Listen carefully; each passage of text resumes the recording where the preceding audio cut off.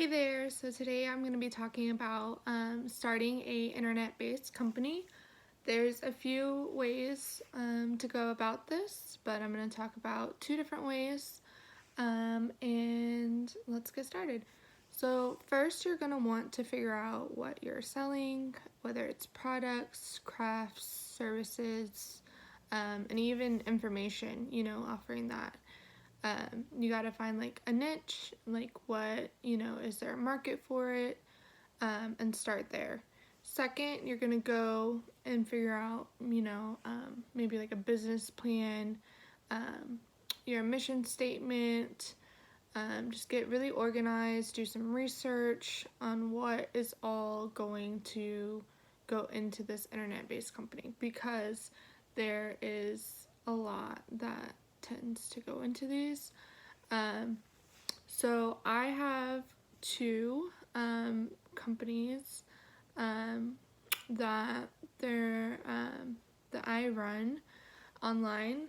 I choose to do mine through other platforms, so I'm not having to, you know, go in for those website fees or my marketing. I'm not paying, a lot of out of pocket. There's a platform, I use Etsy or Poshmark, where I go to the thrift store and I find name brand stuff, shirts, shoes, pants, jeans, women's, men's, that I think is there's a market for, whatever fashion trends, vintage has been very in, and I will go and purchase those, and then I upload them onto the site. So Poshmark and Etsy both already have a platform where you can go and create your own domain name, your own username, and upload whatever products you want to. Etsy is more a variation of what is being sold, whether it's like crafts, products, clothes. Poshmark is very more just for like clothes and shoes. But so I'll upload those into those platforms, and then they also cover all of the transactions of someone wanting to purchase and shipping on their end, and then I just pay a portion of what I'm selling, whatever, say I'm selling a shirt, say it's $20 and shipping is $7. Um, the buyer pays for the shipping, but out of the $20 that I made, I'm gonna give maybe like $3 or $4 to Poshmark, just for their services for each sale that I make. So I just found that to be easier for me, because whether you go for your own website and doing the website yourself, that's an expense. I'm just not as invested in the Poshmark and the Etsy. For me, it's something like on the side. So I didn't feel like I wanted to take it to the next level by having my own website and, cutting cost of giving them a portion of each profit that I make. So, it just depends on what you're marketing. I also write books, so I feel like for me, that's something I take more serious. I haven't published anything yet, but I feel like if I went that route, I would definitely invest in my own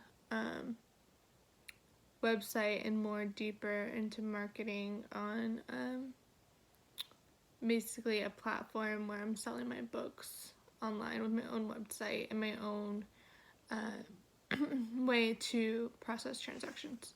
So basically, after this, once you have started, for someone that's going on a, say you're selling candles and you figure there's like a niche, there's a lot of new interest in candles that are non-toxic, that are soy candles, or that have the essential oils in them.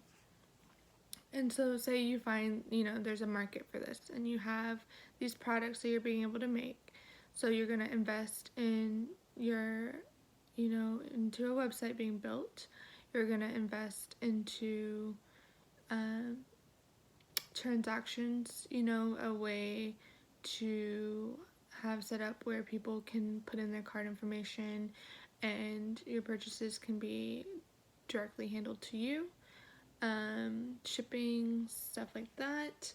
But these are all going to be expenses that are going, and sometimes, it's like a monthly expense, or, say you need somebody to, say you don't know the HTML code, or, the CSS code, or whatever they're using nowadays.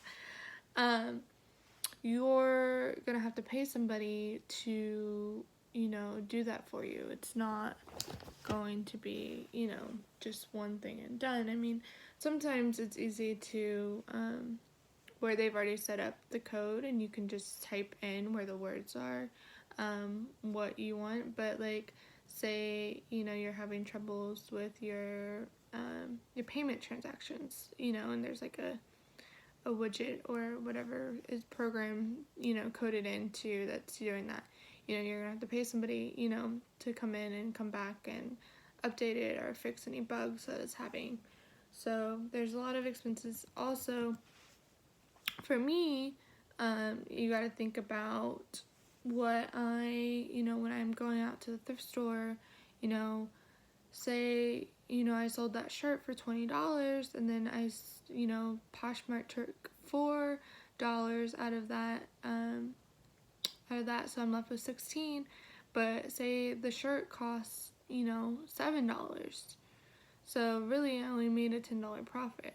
So you also have to be aware of like your expenses, like just because you sell something, you have to think about, not only the time that went into it, maybe gas money, my gas money that it took me to get to the thrift store.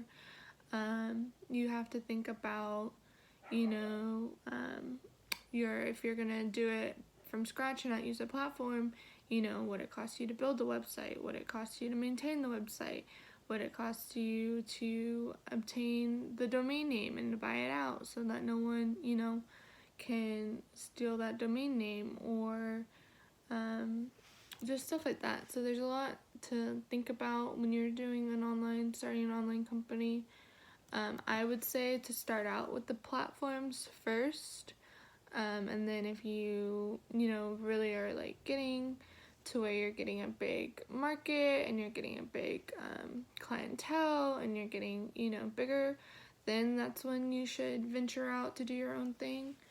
But then there's also, lastly, advertising, or marketing your product. So like for me, I post a lot on my social media, my Instagram, my Facebook, like, hey guys, check out my closet. Hey guys, here's the link, check it out. So a lot of that goes into it. Mine's not super professional. Mine's just me reaching out to my friends and family.